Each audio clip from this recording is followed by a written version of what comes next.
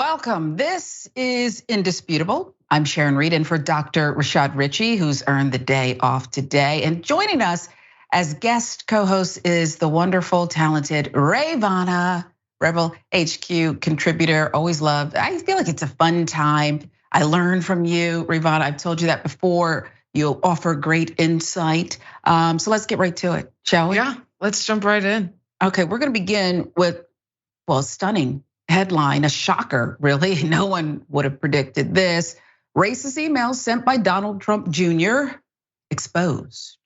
How racist? What are we talking about here on a Trump scale? Well, let's just get into it. The emails allegedly including a rash of racist comments and exchange between Donald Trump Jr. and longtime confidant Gentry Beach could come to light as part of a years-long legal battle involving the Trump scion's friend and his former hedge fund employer. The content. Tomorrow night, we're having Jews for dinner, Beach said in one email sent to Trump Jr. from Beach's account between 2005 and 2008. That's kosher, right? In another exchange, after Beach moved to Upper Manhattan, Trump Jr. referred to the area as Harlem. I hear the theme song of the Jeffersons playing in the background, he wrote. Raw story with the details here. The Jeffersons moving on up, right? That's how it went. Trump Jr. identified as the sender when the email exchange was read in court. And in another exchange, he complained about Mexicans coming to the US, quoting, encourage the Mexicans to come to the US and give them another excuse to not learn English, Trump Jr. wrote. When I have to speak to my grandchildren in Spanish, at least I know I will have you to thank. Hedge fund lawyers said Beach and Trump Jr. were among a group of Penn alumni on the group emails, which also included former Republican National Committee co-chair Tom Hicks Jr. The court records show made an anti-Semitic comment about a Jewish real estate broker who sent pornographic images to one group of the email recipients. This is lovely. Don Jr.'s comments since the leaks came out. Don Trump Jr. on Thursday mocked efforts by liberals to confront racism after his own purportedly racist messages were released as part of a lawsuit involving his friend. Now that's like the easy button of the political left. Like everything's racist. Humor is racist, life is racist. You can't have a comment without, that's not racist, former president's son said on his Triggered podcast. Well, we're triggered, Rayyvana. And listen, there's a lot of people who are going with this theme, this line of, you can't say anything, can't have any fun because people will say you're racist, you're anti-Semitic, you're sexist. Unless you really are, Right, so he's saying that you can't say anything without being accused of being a bigot. It's crazy because I say things all the time and I'm not immediately met with someone telling me, what you said was racist, which you said was anti-Semitic, because I'm not saying racist or anti-Semitic things. And I just also want to touch on a little bit of irony. He's talking about, I might have to speak to my grandchildren in Spanish, but you're marrying a Puerto Rican woman. So, naturally it might be passed down through the family. They might speak Spanish. And it's so, and of course the racism of it is, comes from hatred and ignorance. But it is so ignorant to, be upset at the idea that you might have a bilingual family, that your children, or that, this country is multicultural. We don't have a national language. We're supposed to be the country that takes everybody in. That's the American dream, is it not? So to see these people who have, their own families achieve this American dream now spit in the faces of other people who are looking to achieve that, it's disgusting. He's disgusting. Yeah, it is disgusting. And the American dream to people like you, people like me, American nightmare for some others. And apparently some of them went to an Ivy League school. And now, years later, they're making use of their time by saying these racist, anti-Semitic things. And it's really sad. I think it would be lovely, Rayyvana, if indeed his grandchildren spoke Spanish. Maybe they could educate him, enlighten him in another language because English does not seem to be working here. We've been trying. I'll give you the last word. Yeah, I mean, it's not shocking to anybody that, Donald Trump Jr. is saying racist things behind closed doors. He's saying racist things in public, but I think his reaction to it is very telling because to some of these conservatives, the most offensive thing you can call them is racist. They see being accused of being racist as the same thing as experiencing racism, which I think just goes to show how far removed they are from the experience of minority groups in this country. Yeah, and I'll say this, even though I said I'd give you the last word, but it just seems like there used to be shame, right? People were racist, but you're right, they couldn't stand to be called that. I don't want that scarlet letter. But this punchback, this alternative set of facts that seems to become reality, just like Stop the Steal, hey, everybody's just being too sensitive. It's harming everyday people, everyday Americans who have worked hard, who want to raise their families without this disgusting hate speech and discrimination. I really think it's that pathetic because the truth is becoming the lie yet again. Yet again, here we are with this, where this former president's son is not even embarrassed. He's issuing a public statement that is not an apology, but instead it's get out of here. You're stupid. This is ridiculous. This is weird. No, it's not. It's not. I guess I would ask you one other thing. What do we do with that? Because there is one side of the coin that says you got to call it out. You got to point to it. You got to say enough is enough. But if you're not making inroads and you're not even alarming other people, like you mentioned, the girlfriend, fiance, okay? Where's she in this? Okay, right. How does this language even escape the household? Yeah, I think it is a difficult road because on the one hand now, the conservatives, they don't feign, like you pointed out, they don't feign the outrage anymore. They say that this is normal, this is acceptable, this is how, everybody talks this way. And the left is pushing back in a ridiculous way, accusing us of racism. So in my opinion, we're pointing this out not to show the conservatives their own hypocrisy. They know they're being hypocritical. They don't care that they're being bigots, but I guess it's just to show, everyday people that this is what they think of you behind closed doors. This is what they're saying about you, and you should know this and maybe stop supporting them. But we heard so much, Rayyvana, with the indictment and the Tuesday appearance of 45 in court again, indicted again. And we heard about the backdrop, South Florida, Cuban community strongly in support, not just Republican, but in support of MAGA. And this, once again, candidate, not to paint it with a broad brush, but there is a large contingency, a large community that supports. And I just don't understand it. And perhaps you can break it down. Yeah, I mean, there's a large conservative base of support in the Cuban community in Florida. Usually differentiates between other Latino groups in the United States. Of course, no group is a monolith, but there is a Republican stronghold there. And you think that maybe seeing the way that they talk about you behind closed doors would relax that support. And I guess in some groups it just doesn't. I guess their beliefs in conservatism are stronger than that, and it's disappointing. It's disappointing to see that, and you hope that people's hearts and minds will change when they see who people actually are, when the veil comes down. But I guess that's just what we have to keep fighting for. We keep fighting for it, and I've been enlightened some, I should say, and been told that it's also anti-establishment. And this guy, Trump, and his offspring have somehow built themselves as anti-establishment and outsiders, and yeah, that part.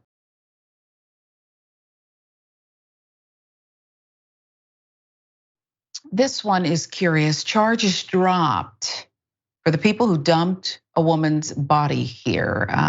We'll give you the update. The torch body of Michaela Charlemagne, 25 years old, found last year in Antioch, California.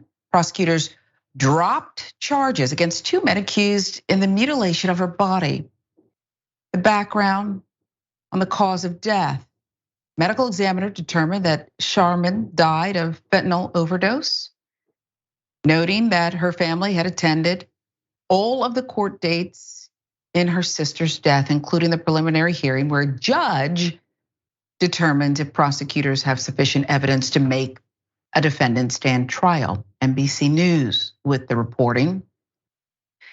Nicole Eason said that during court testimony, Ashton Montalvo and D'Angelo Boone were accused of dumping her sister's body in a dumpster they grabbed from a nearby building after she overdosed at an abandoned apartment in Antioch, city of roughly 114,000.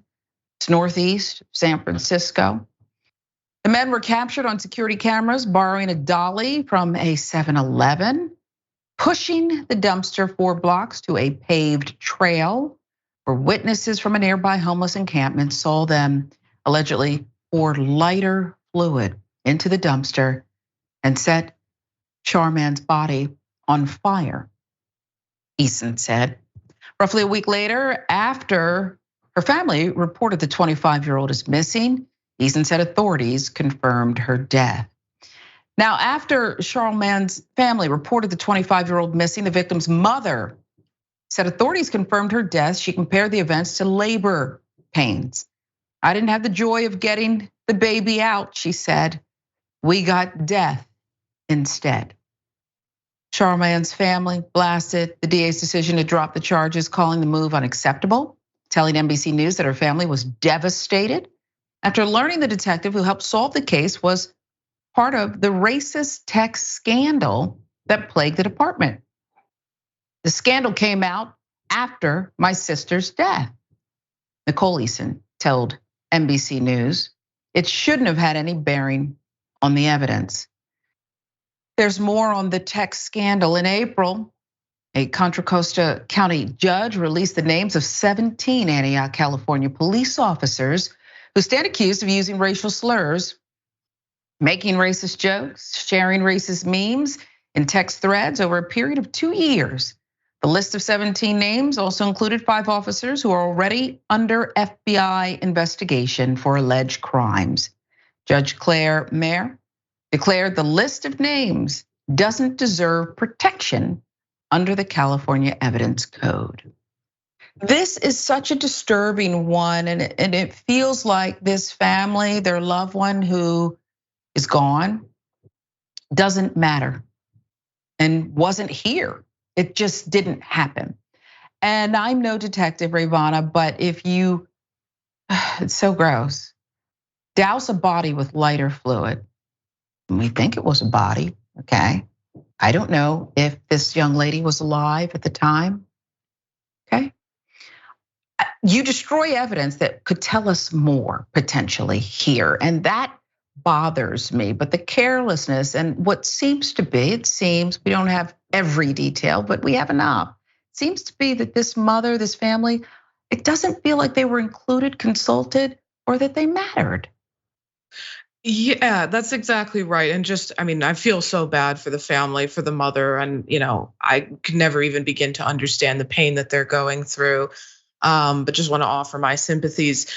It really seems like this is a case where, the woman who was, I mean, she either passed away and then her body was desecrated, or, potentially she, the autopsy report said that she died of fentanyl. But I mean, how much can you really tell from a body that's been charred? I mean, to speak plainly, it seems like not only is this a black woman, this is a black woman who was, potentially a drug user. And so she's not getting the respect that she deserves. Her family is not getting the respect that she deserves. And we see this a lot in this country, that people who are drug users, particularly people who are drug users and also belong to a minority group, are viewed as having a moral failing, and they deserve what happens to them because of that moral failing. So then anything that happens to them can be excused. Well, if she didn't want this to happen, she shouldn't have been taking drugs. So it seems like they think that the police department or the DA's office thinks they can be dismissive of what happened to her, because in their minds, she's not worth going through this investigation. Her family's not worth going through this investigation. And clearly they believe that they'll get away with dropping it. They'll get away with dropping the case against the people who desecrated her body. And maybe that's because they believe her family's not going to fight for her, or they think they don't have the resources to legally fight for her, which I think is more likely what's going on in their heads. So, I mean, it's horrifying, but I mean, that is how so many police departments, prosecutors' offices, and elected officials really do view drugs in this country and drug addiction.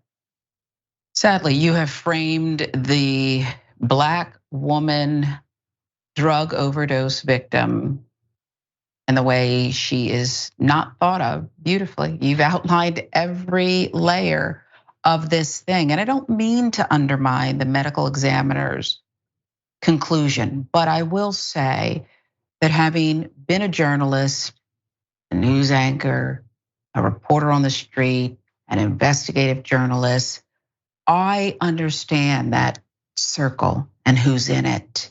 And these agencies work very close together. And I'm not suggesting there's a conspiracy here. I'm just saying that, well, what you said, she's a throwaway. Her family's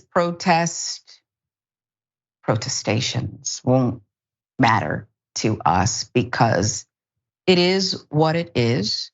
And we want this to go away. It's not even worth any more time spent, any more heartache for those who are under scrutiny. It just needs to go away. And that's why I believe it's as if she was not here. And the fact that several of the key witnesses to the crime were unhoused individuals, I think also plays into the dismissive nature of the police department. They, these are individuals who police view with very low credibility. They view them, again, it's the same moral failing. It's their fault that they're unhoused. And so they see them as someone who, can't possibly, testify as to what they saw, but they saw what they saw and they know what happened that night. And she deserves a trial and they deserve to be punished for what they did to her body. Indeed, they do. And it's a story we'll keep following, but my shoulders drop a little bit on this one because I don't know that there's going to be a revisit or a different outcome.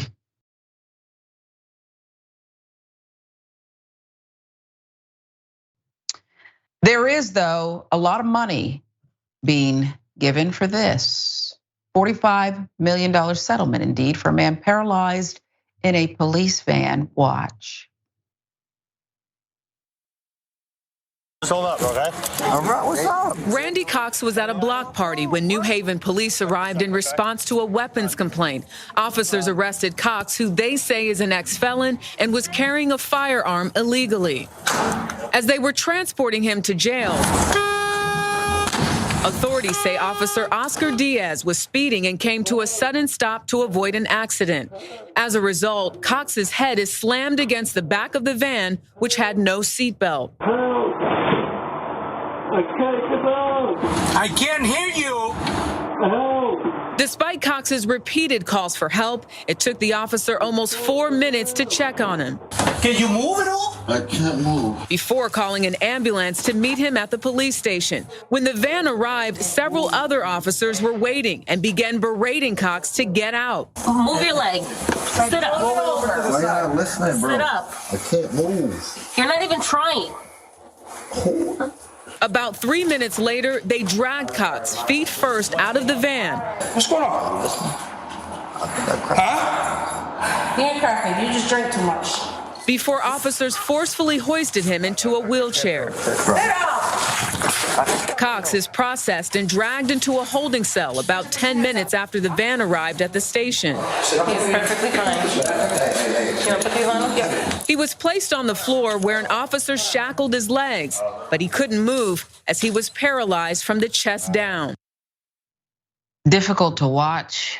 And when you learn more of the details I'm about to unpack, well, see what you think.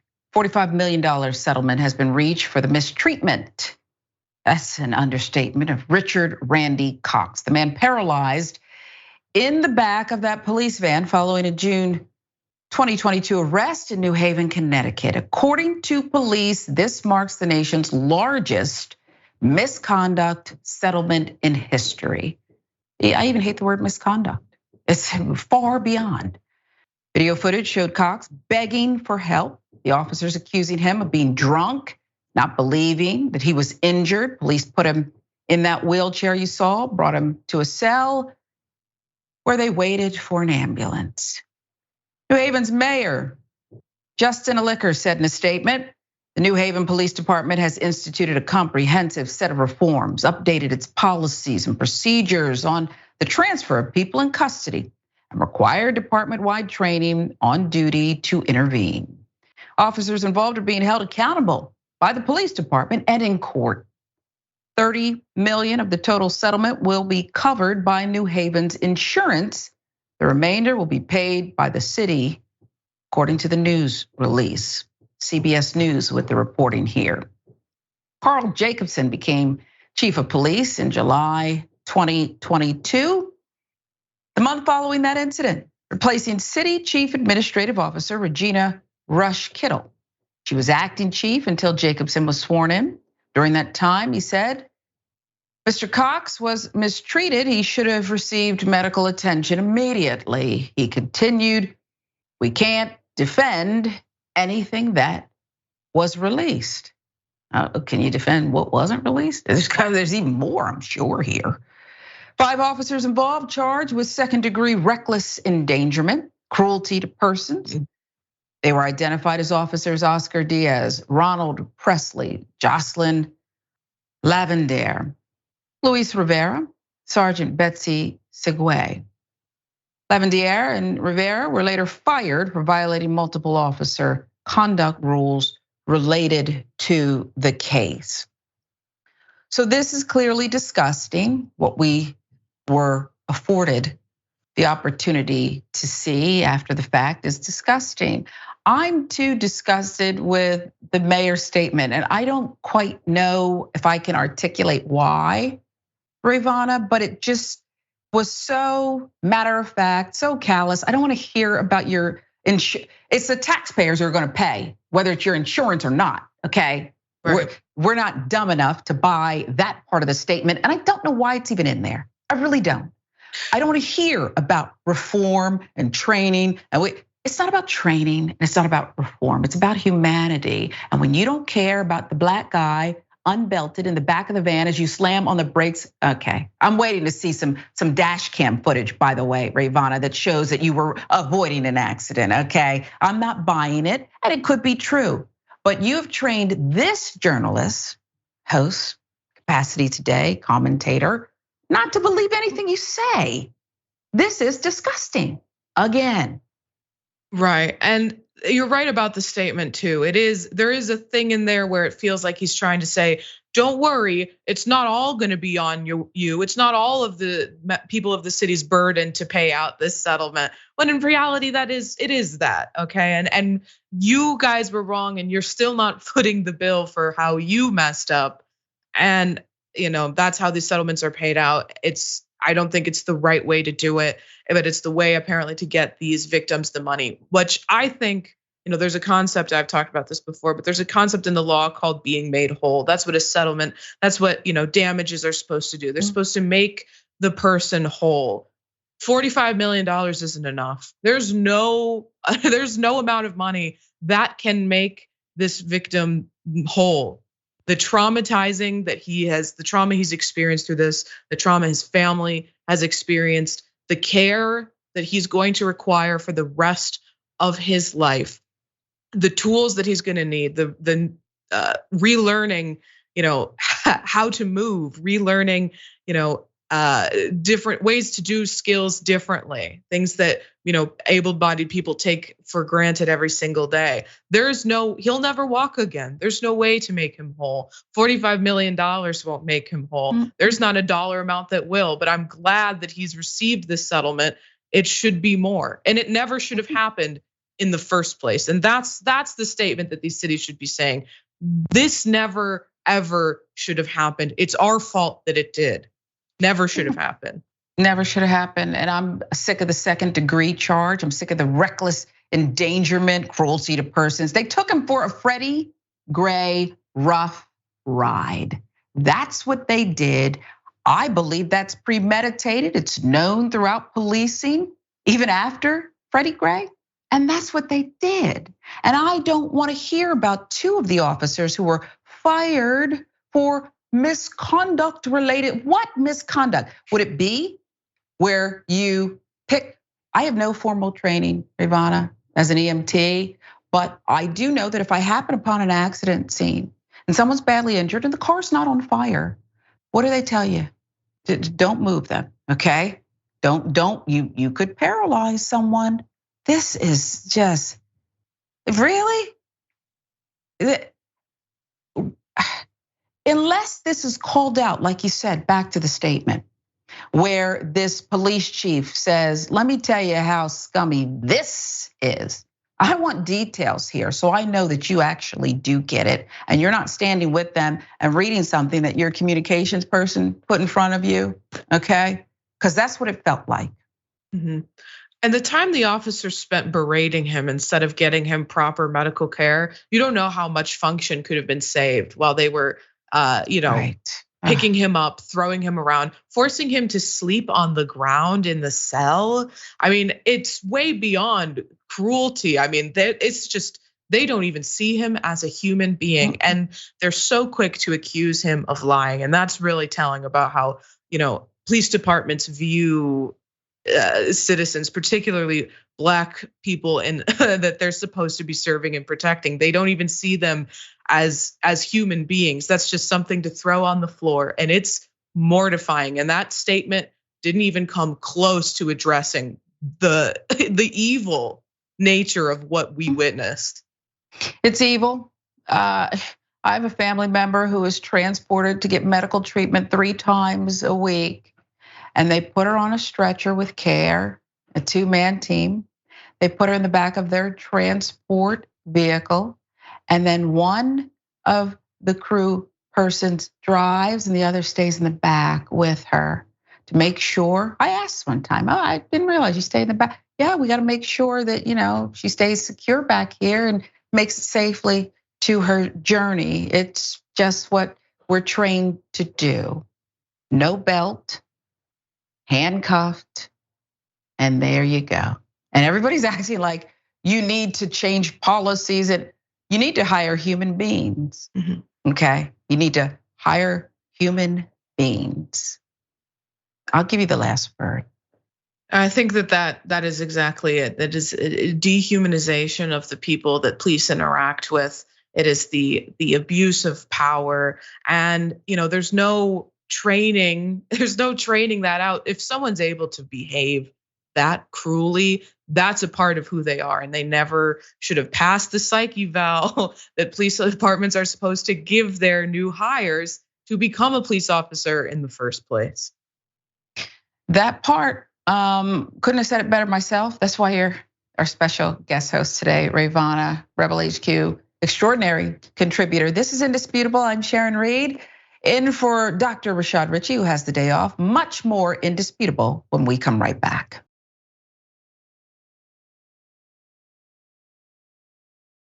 They are so obnoxious. They have their own segment, and it's that time, okay, that we've all been waiting for. I wish a Karen would. You want to call the police on them for having a barbecue on a Sunday? I feel free! Back off! I'm going to tell them there's an African-American man threatening my life. Let's get a video. We'll take a picture of you too. Dude, we got my first Karen. Of you too. Literally walked into my house. I know I'm walking to your house. It's amazing. I know, it is amazing. And we're gonna report you. I'm now gonna report this to the owner because this is too much. You guys do this all the time. Feel free. So if you don't want people to come in, don't write entrance. Why do you hate music so much? Third floor. Because you guys have been doing this all the time. Hey, you could have just knocked on the door, rang the doorbell, we would have turned it on. Oh, no. We did. You guys didn't hear it. And that was the direction you chose to take this. Thank you. Have a great night. What's your name? Which house is yours, Miss Trespasser? Maybe I should follow her to her house. See which lady this is. BMW. Ooh. She's got a Beamer. We can get the plates. Let's see. Got him. There you have it. This Karen trespasses into a black neighbor's home. A white woman in Lululemon pants, I'm sure of it. And that's why she can do this, right? That's why she's entitled to do this. We'll give you more. It occurred earlier this week in California, okay? That's where she is. The poster of the clip provided more info in the comments. Me and my friends were having a small rooftop concert, he wrote. We notified all our surrounding neighbors, including her, that it would be over by 10. It was not 10. Yet she thought it was acceptable to trespass on our property and walk through our whole house to get to our rooftop and began to threaten us. Okay, this is what the person who posted this, Deshwandit, had to say. Also noting that the woman threatened to call the police on him and his friend. She was extremely hostile, he continued, threatening to call the police, etc. And a black star with the details here. Let's give you another shot of this Karen. Okay, she looks the part. She is here to do some damage and issue threats. I mentioned Lululemon. I don't know why, because they're not part of this, Rayyvana, but I just have in my mind, I know this, Karen, and so do you. And she has others, they've multiplied, they're everywhere, not just California. To think that they can, I don't know if California is a stand your ground state, but I don't know that Karen would care because nothing's gonna happen to her. Can you fill this out?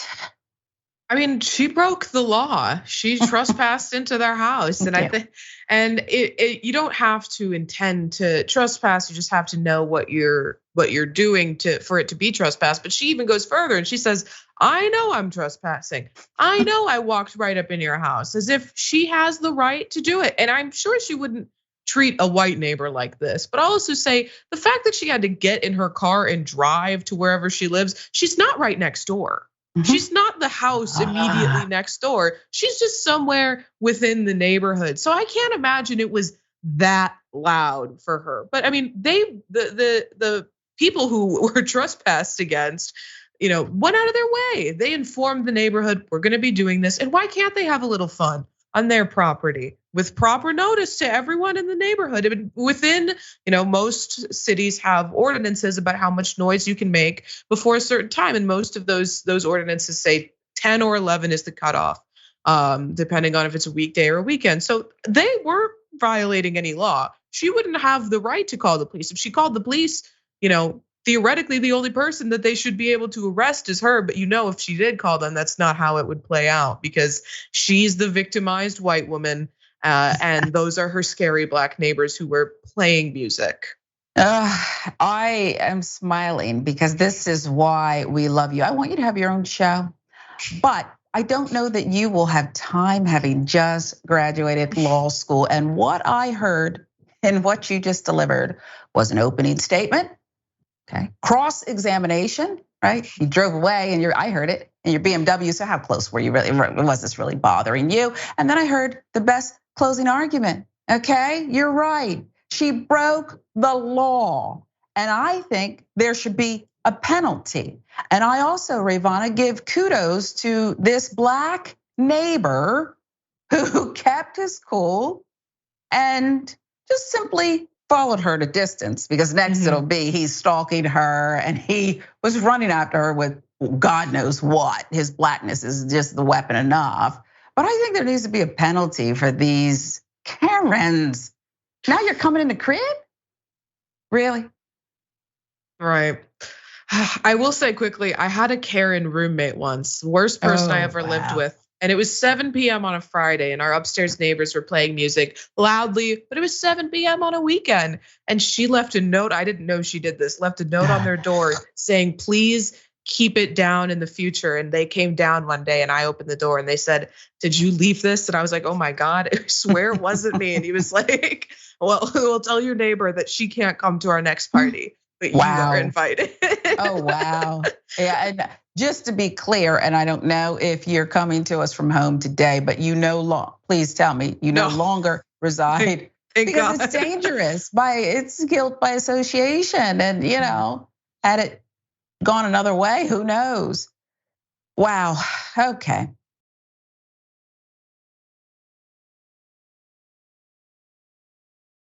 We have to bring you this tidbit. I'm a fan. I believe Rayyvana's a fan as well. But we have to unpack this because there's all kinds of rumors and reports out there. The Idol in jeopardy. Reports of the weekend's antics. Well, the fate of HBO's new show, The Idol, is unknown. Backlash over outrageous sex scenes and criticism over co-creator and star Abel the Weekend. Test phase, you'll correct me, Rayyvana, if I didn't get it right. Ego, maniacal behavior on set. With ratings that fell by 12% or more than 100,000 viewers from its June 11th premiere, critics are calling it comically bad. The Weeknd's a talented guy, but maybe this isn't his thing? A source told Page Six, quote, "This was never meant to be a long-running show. It was always a limited series." Source added that HBO was not shocked by reaction to the graphic show, which airs on its Max streaming service. It's a Sam Levinson show, and you know what we're getting with a Sam Levinson show, said the source of the show's co-creator and director, who also oversees the network's shocking series Euphoria. HBO's tweet in response to the report in Page Six. Being misreported that a decision on a second season of The Idol has been determined. It has not. We look forward to sharing the next episode with you Sunday night.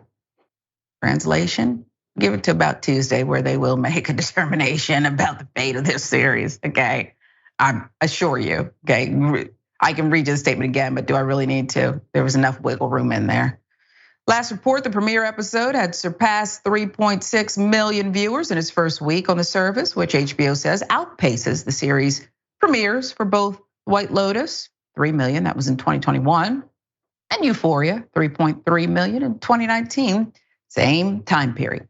Viewership dipped slightly for the second episode to 800,000 from 913,000 total viewers in the premiere. A significant dip. Idol chronicles the complicated relationship between a Britney Spears-style pop star named Jocelyn, played by Lily Rose Depp, and a cult leader played by The Weeknd. His 24-year-old co-star Depp has admitted there were times she would steer clear of the Starboy singer when he was in his zone. Her father's Johnny Depp, right? Okay, Lily Rose. Talented. Another show source telling Page Six that working with him was not an ideal experience, adding that it's not one they're eager to repeat. According to an industry insider, The Idol was meant to be a huge show for Max, as it's the first major series on the freshly named streamer. It was a big show for them with big talent and a lot of buzz, the insider added, but from what I heard, HBO knew it was a bit of a turkey as soon as they saw it. HBO source said, "The only person who makes a decision about a second season is the head of HBO, Casey Bloys, and he is optimistic." Well, number one, Rayyvana, if I'm Casey Bloys, I don't need you putting me out there on blast, okay? We all know it's gonna be canceled. We all knew it was a turkey. I've not seen it, so I do feel like you should fill it out for us. Is it that bad? Was The Weeknd that bad? And then we can get into the allegations about the conduct. But I will say this, Lily Rose Depp, who you're not your father, I'm not suggesting. Johnny Depp was out there, right? Did the whole trial and the things that, okay, just saying, okay? You were kind of excommunicated from Hollywood, which is okay with me. Doesn't mean everything that was alleged is true, but is she, okay, I'll stop, Rayyvana. I'll say that I think a lot of people are watching the show because it is so bad. Wow. It is comically bad as it was described, I think is accurate. I think it's an interesting idea for a show. The premise is interesting. She's supposed to be similar to Britney Spears. And I think that it's really worth exploring the way that young women in Hollywood have been exploited. They've been hypersexualized, and the mental damage that has done to them. And we see that continue. We see them being put in conservatorships, and specifically the harm that has done towards women, as well as exploring the ease with which celebrities get lured into cults, I think is also really interesting. Executed not very well. I love The Weeknd. I'm a huge fan. Not an actor. Some musicians are, and some artists, they're just artists, and you don't need to also be actors, in my opinion. Yeah. And I think you're right. Somebody else comes to mind, but I don't need, their bzzz around me. Okay, I don't need that smoke. So matter of fact, maybe cut that out, that little bzzz part, because I don't need that, and they don't ever stop. For the rest of your life, they'll be after you. But I do think that there's this push when you're really talented and really popular in Hollywood that, you can do anything. Let's cross you over here. Let's do this. Let's do that. Okay. Next thing you know, The Weeknd's tapped to do a magic show in Vegas. Maybe he's just good at music, Rayyvana. And I suspect that what's being alleged behind the scenes, by his co-stars too, got worse when he was in the moment and realized, because whether you got it or not. He knows when he's on stage and they're giving it back to him and he's on fire. And he knows when he's in the middle of a scene that who put me here, and they're all fired, okay? What say you about this push that when you're really great at one thing, you have to suddenly, by your handlers, I suspect, or maybe in your own head, be pushed into something else? Yeah, I think that a lot of celebrities are sort of set up for failure in that way. Or like you have a lot of, every Disney Channel star had to also be a singer, and God forbid that they didn't have the talent to do it. And then, you're put in that position where it's harmful to your, opinion of yourself. I mean, I think that the staff on the set should be treated with respect by everyone. I don't care how big of a name you are. I don't care how big of a talent you are. You need to be treating everybody with respect. But yeah, it wouldn't surprise me if he's realizing in real time, because he was a big part of, creating the show and bringing the show, to reality. So, watching it sort of fall apart while you're doing it could definitely undermine his self-confidence and lead him to be, egotistical on set. But it's probably laid the groundwork for him not to be able to step into the acting in the future. And he probably, I've been told I've done a little acting. Maybe my stuff is comical too, come to think of it. I don't know. Or maybe I'm slightly cut above him. I don't know. But I will say this, what I hear from really good actors time and time again is you have to just be vulnerable, leave it out there. And when you're the kind of somewhat mythical, mystical, whatever the word is, The Weeknd, there's this mystery, there's this coolness, there's this, I control everything when he's doing his music and performing.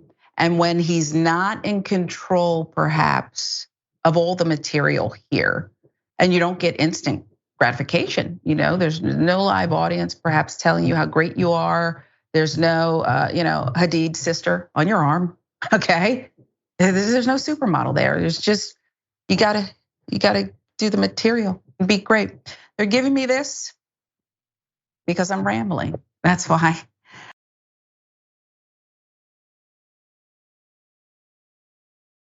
Let's talk about the NBA. Denver's the champs, right? They won it all, I believe. It was a great story, the dynamic duo. But then there are other stories, teams that didn't win, and this guy, okay? Zion Williamson's off-season drama.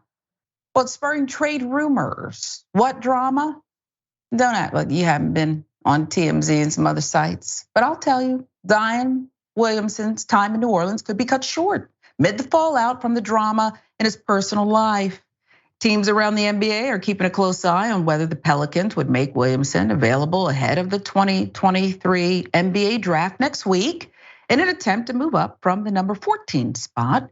That, according to ESPN's Brian Windhorst. So what exactly is it that's so bad he's got to get out of New Orleans, Mardi Gras home? Adult film star Mariah Mills alleged Williamson had sexual relations with her a week before announcing he's expecting a baby with his apparent girlfriend, Akima, social media influencer. Apparently must have a lot of followers, just one name. Well, Rayyvana. But I mean, there's so many layers to you. There could be layers to her. I'll give you the rest. According to Mills, Williamson and Akima only met in February, but Mills and Williamson had been involved with each other for 3 years. She said he originally contacted her because she was his fantasy girl and offered to take care of her and give her gifts. Mills stated that she signed an NDA, non-disclosure agreement for Williamson, which is common practice for NBA players with romantic partners on the road, but did so with a fake name. Isn't that clever? She claimed that their relationship started off as a sneaky link, but we fell in love. I want to pause for a minute, Ray, because legally, she signs the NDA. She's now admitted publicly she signed it, but she signed it with a fake name. Is it enforceable?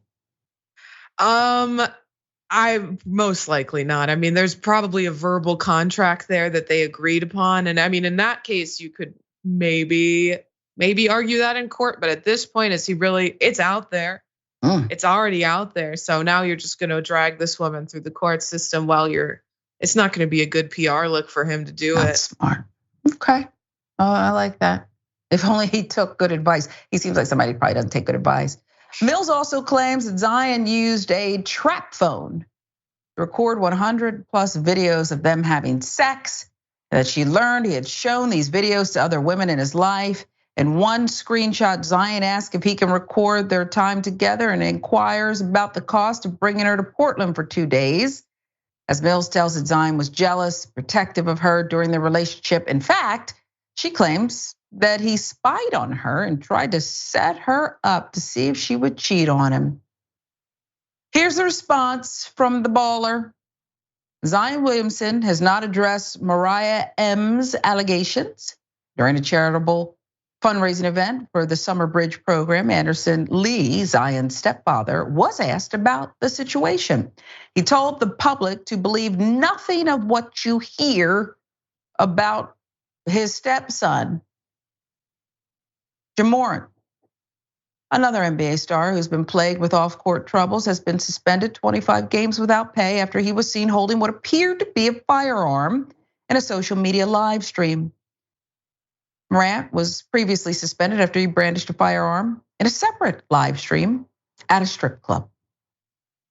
There's a lot going on here, and I'll be honest with you, I don't even know if I got it, but I think it's interesting, the layers here. I've seen people joking online that why is she worried about him recording hundreds of videos when she's an adult film star? I reject that. She could decide when and where and how she wants to make her money. But I do think that this whole situation is kind of telegraphs where we are in society with power, relationships, sex, the whole bit, and the trading of a player because of all of it. Can you frame some of this? Really take it out of my stream of consciousness, Rayyvana.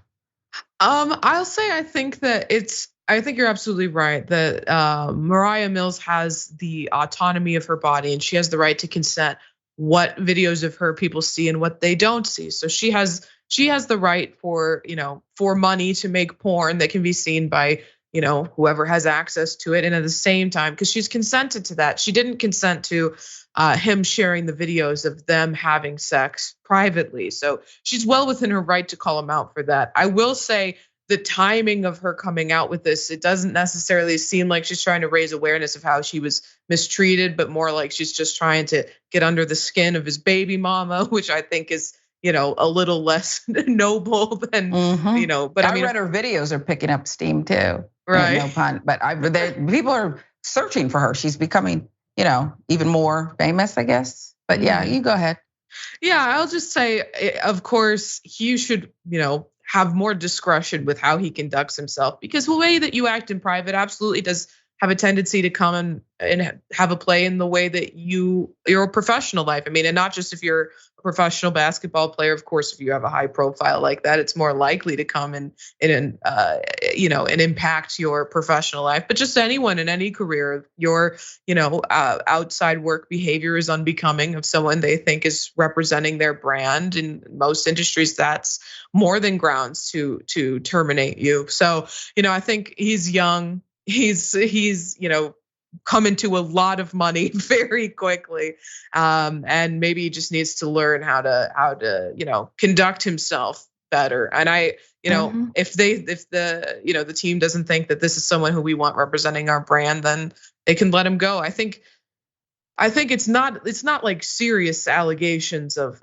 sexual, impropriety. I mean, showing the videos of her is absolutely a violation of her consent. But it's not like, I've seen teams protect their players who have been accused of rape.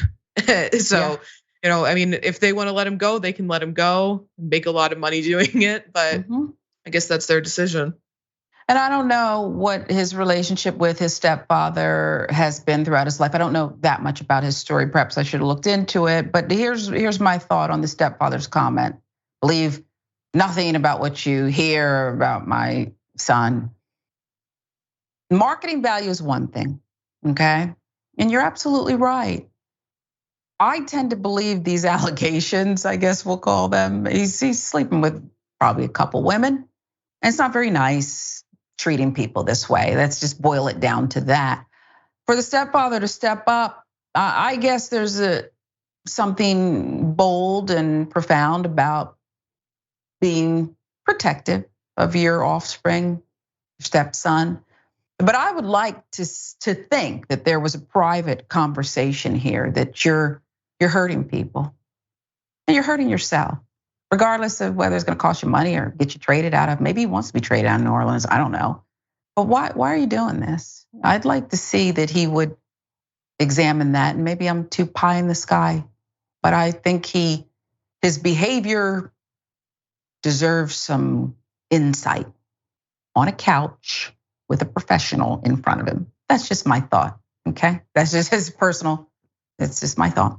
Much more indisputable when we come right back.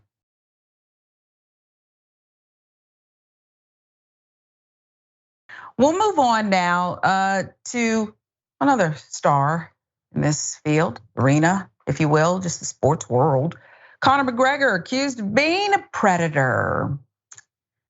Superstar Conor McGregor has been accused of violently sexually assaulting a woman during Game 4 of the 2023 NBA Finals between the Miami Heat and the Denver Nuggets. According to letters by attorney Ariel Mitchell, the victim was separated from her friend by Heat and NBA security, where she was then forced into a bathroom inside the arena. The woman was kept inside that bathroom by guards as McGregor emerged from a stall and kissed her. Wow. Below is the bag of clothes worn by the victim. Allegations against the pro fighter include spitting at her, forcing oral sex, and ripping the elastic band off her pants, among much worse.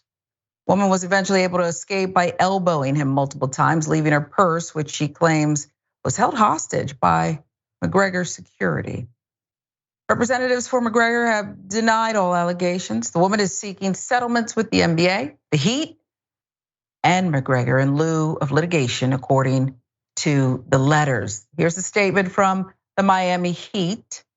Miami Heat has released the following statement with regard to the allegations against Conor McGregor. We are aware of the allegations and are conducting a full investigation. Pending the outcome of the investigation, we will withhold further comment.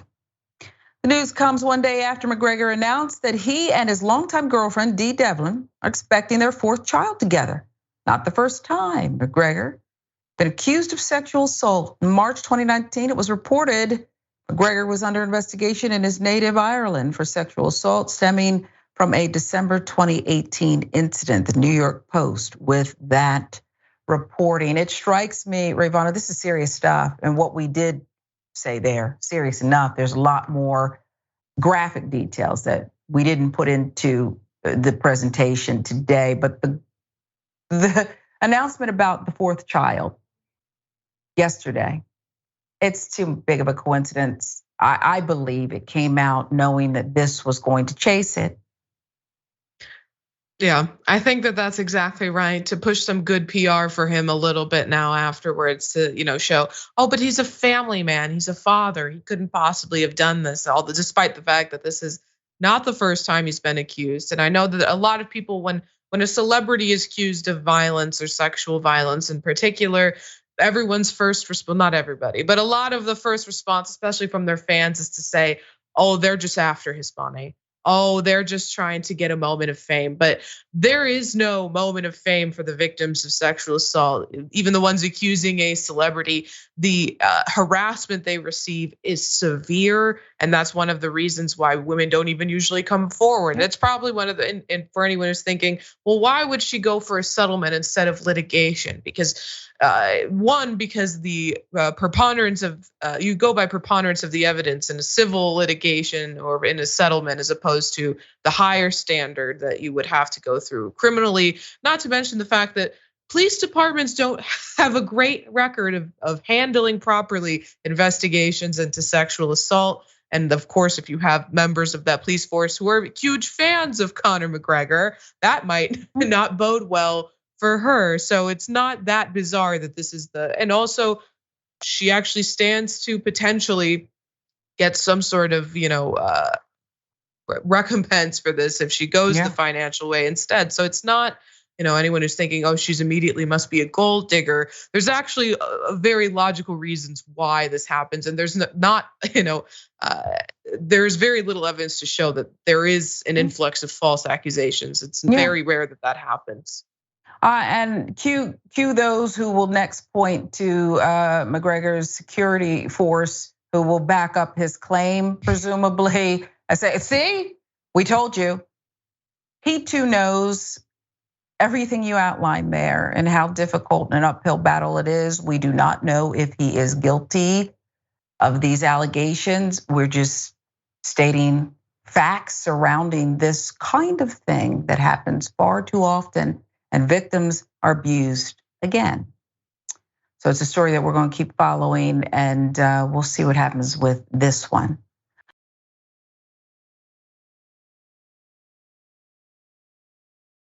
I do want to talk about the high school experience, graduation, all of it, what feels good. You want to celebrate. So when a principal denies a high school graduate's diploma because she danced, is that fair? Is that fair? She did the gritty. You familiar with that? The gritty on stage at her commencement ceremony. And because of that, a graduating high school senior was denied her diploma. Let's watch her dancing. Hafsa Abdur Rahman.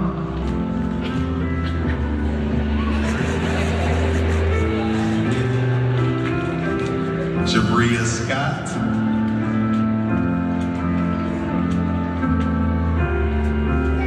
Stephanie Uck. So the principal right there was, you saw, waving her off, and then put the diploma back in the basket. You're not gonna get it because you dared to giddy. Okay.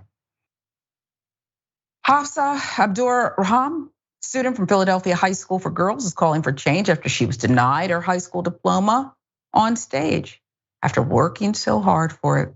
She said of the incident, she, the principal, stole that moment from me. I will never get that again. Abdur Rahman cried tears of humiliation instead of joy at her high school graduation on June 9th. 17-year-old from Philadelphia's Olney section said the principal warned students their families could not cheer or clap when they walked on stage. I understood the rules because I was saying shh in the video. Do not say nothing because I wanted my diploma, said Abdur Rahman. I knew and understood what we were supposed to do. In the video, she could be seen dancing across the stage, and then the crowd laughed. She said because they laughed, the principal told her she could not receive her diploma. If they thought that I shouldn't do the giddy across the stage and do the girls' high traditions, nobody should have been able to wave or blow kisses or do period signs, because I feel like that's the same thing. I feel like that's unfair. WPVI in Philadelphia with the reporting here. Abdur Raham said, this moment wasn't just for her, but it was in honor of her sister. Killed at 14. I was so embarrassed, I couldn't even enjoy the rest of the graduation. She's not alone. She said 3 other girls did not get their diplomas on stage, but all of them did after the ceremony. There she is smiling. She at least has it. She earned it. School District of Philadelphia said in a statement, quote, the district does not condone the withholding of earned diplomas based on family members cheering for their graduates. We apologize to all the families and graduates who are impacted and are further looking into this matter to avoid it happening in the future. Abdur Raham says this assistant superintendent of the school also reached out to her and her mother, apologizing for their experience and to talk further. Although she wished she had a better experience, she and her mother hope school leaders learned a valuable lesson. This is so ignorant, Rayyvana. I think this is so ignorant. You're not allowed to cheer. You better not whisper. Maybe not exhale, okay? This principal had a 0 tolerance policy of just goofiness, and apparently she did mean it. Yeah, it's really ridiculous. I think most graduations have this policy, trying to not make students feel embarrassed if they don't get as loud cheers as other students. Every graduation I've had has had this policy. No one ever follows it. And I've never seen it enforced to this degree. I will say, I think the fact that this is a girls' school, it means something, right? Because the respectability politics, particularly this is a majority, it seemed, Black girls' school. Respectability politics is enforced on women. This is not a becoming way for you to behave. You're dancing across the stage, regardless of the fact that it was in honor of her deceased sister. I mean, it's ridiculous, and she earned that degree. The principal has no right to withhold it from her, to take that moment away from her family. I mean, just let the girl get her diploma, giving it to her afterwards. She did graduate, but it's not the same. She didn't get that moment. You stole that from her, and for what? Because you wanted to, enforce this relatively arbitrary rule. I mean, the families are gonna cheer, and that's not their children's fault. They want to enjoy this moment. And I'll say she looked absolutely beautiful going across that stage, and it's really unfair that they stole that moment from her. Yeah, she's a good person, it seems, and a hard worker. And the principal on the spot scolded her. Like, this is your last really official thing of high school, and I'm gonna scold you right then and there and throw your diploma down. I think it's despicable. It's despicable. I'll give you the last word and tell us where we can find your great work. Yeah, thanks. Well, first of all, it's always such a joy to be on with you. This has been a lot of fun, even if some of the stories were pretty heavy. But everybody can check me out, my Rebel HQ videos on YouTube and on Facebook. And for updates on those, you can check me out on Twitter at Rayyvana TTV. And Rayyvana, can we say something else? And I do love checking out your great work about her sister. Her sister was murdered, hit by a stray bullet. It was huge news in Philadelphia, okay? It was huge news, it was heartbreaking. The entire city, the greater Philadelphia area saw the updates, including the arrests that were eventually made. So this is not some family secret. This principal had to know. And her entire family had been through this pain, and she does a little skip. I never heard of the Gideon, maybe you did, Rayyvana. And this is what you choose to do. It's like, who is this principal? Right, and she had a smile on her face while she was doing it, the principal. taking that diploma away. You see that? All right, law school graduate Rayyvana, we love you. Until next time, I'm Sharon Reed, and for Dr. Rashad Ritchie, this is Indisputable, and we appreciate you watching always.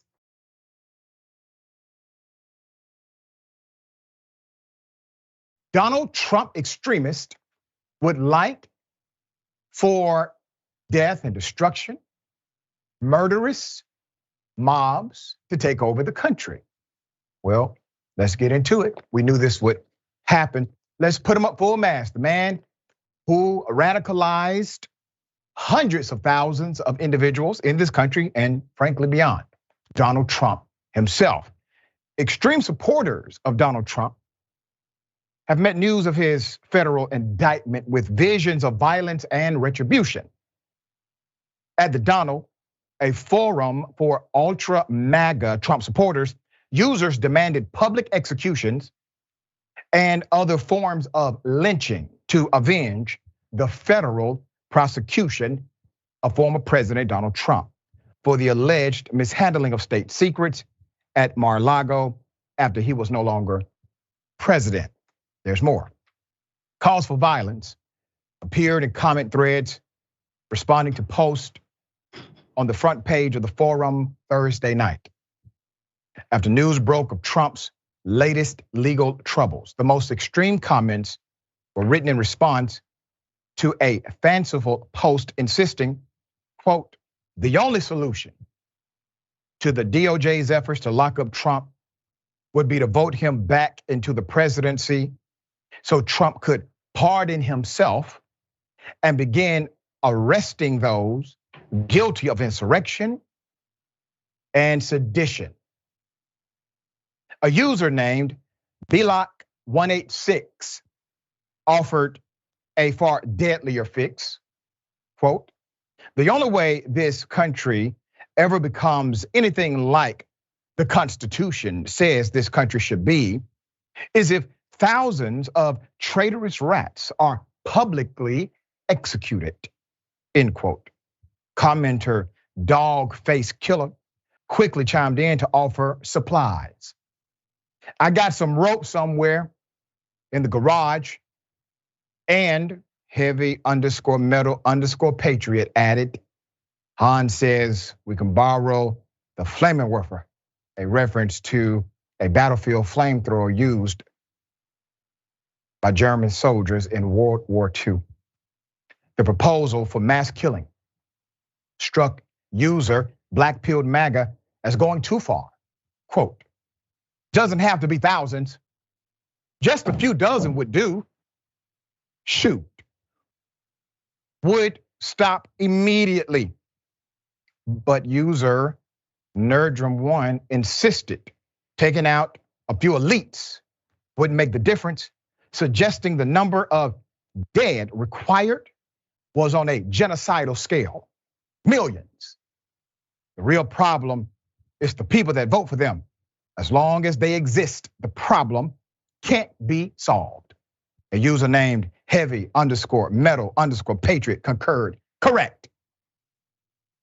It might be tempting to dismiss these calls for mass murder as loose talk among angry MAGA supporters.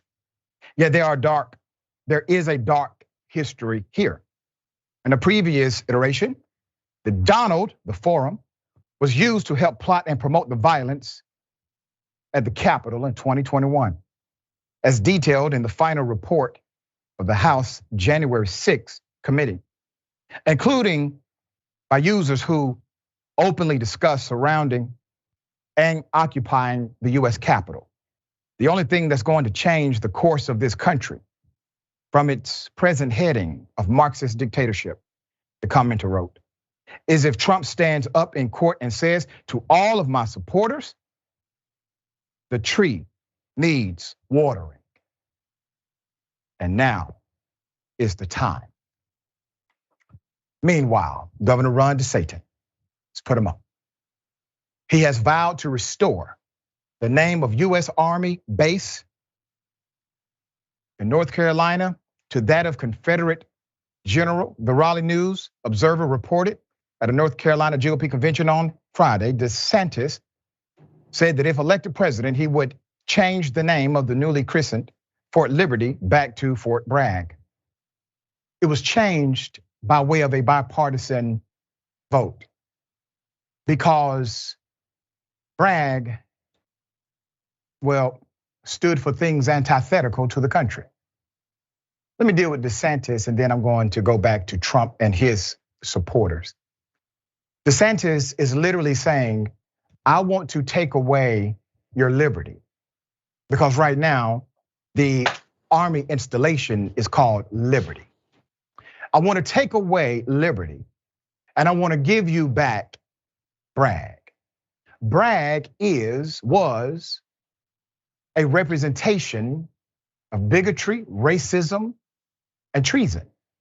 Literally, the Confederacy fought against the interest and the government, known as the United States, committed treason.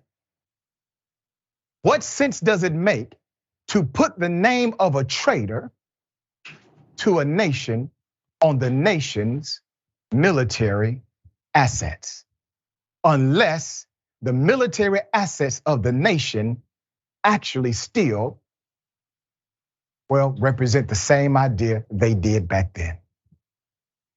He wants to take away liberty and give you Bragg. Donald Trump, he's not going to tell his supporters to stop with this violence, with this rhetoric, talks of mass killings, executions. No. Why? Because he's banking on it. He was depending on that to scare those who are prosecuting him today. He's depending on that to scare the Republicans who are running against him in the primary today. It is part of his strategy. These individuals are hand in glove. These folks are dangerous. Now, I don't know about you, but in the words of my dear brother, Dr. Cornel West, I would prefer to go down swinging. Benny, thoughts? Yeah. The unfortunate reality is we won't really understand our present situation unless we understand the historical context behind it and how really this has been at the heart of the United States of America since its founding. Because, of course, if you read the Constitution completely devoid of any understanding of context, you might get this idea that like, oh yeah, freedom, democracy, all these things, his founding fathers are talking about all these noble ideas. But ultimately, at the end of the day, it was to serve white supremacy, right? The United States was founded by and for white supremacists. And so when right-wingers talk about the Constitution, that's what they're talking about. They're talking about phrases like manifest destiny, for example, which should, if you really understand history, manifest destiny should have some of the same like connotations and feelings. It should evoke some of the same feelings as the phrase final solution, because that's literally what it was, an extermination campaign across the entire continent, right? And so fundamentally, when you see these right wingers talk about liberty and freedom, they're not talking about it in the literal sense that like regular people would. They're talking about it in the sense of the way the founding fathers did, where it was sort of this under the breath, like, oh, liberty and freedom for specifically super privileged white folks. And even if that means, going on like mass genocidal campaigns against people that we don't like, right? That really is at the heart of, unfortunately, the United States. And the United States has always had a very persistent thread of right-wing violence that's always defined a significant portion of our political reality, right? Everything from lynchings to sundown towns to like random like white supremacist terrorist attacks, and then obviously institutions with the state through like segregation and slavery and all of these different things has really cooperated to create an environment of fear and terror.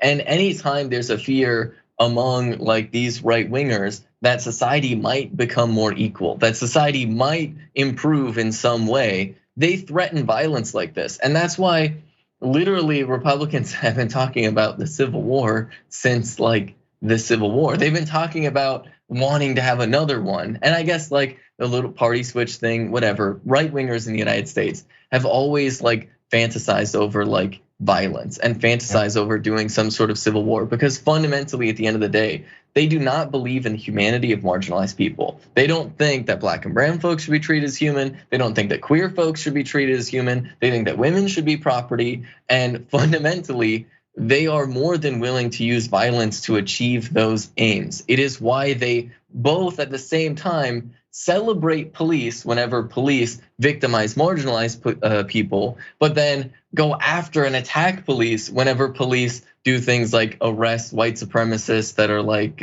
illegally purchasing firearms or something like that.